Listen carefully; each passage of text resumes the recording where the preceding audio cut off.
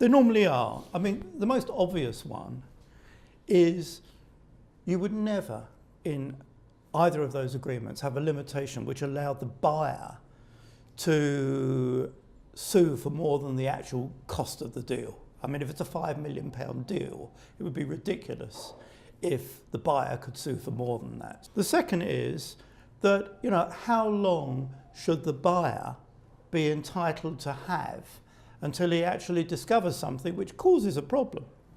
And the answer is, by tradition, for taxation matters, it could be 6 or 7 years. And that's because the revenue can open up a tax matter 5, 6 years down the line. Other warranties are usually never more than 2 years, and sometimes less than that. And often there's another limitation, which is if you've got a £5 million deal, there's often a minimum amount that the claim must be before it gets off the ground. So, would you sue for £50 on a £5 million deal? Of course not, you wouldn't.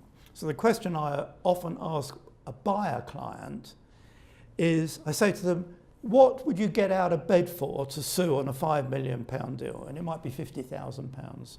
So that becomes the minimum amount that a claim or a series of claims need to be worth before you can actually go in and sue. Just want to say one other thing, that actually, if you do your job right, and you do the due diligence, and you negotiate the warranties and disclosures, claims are very rare in these things.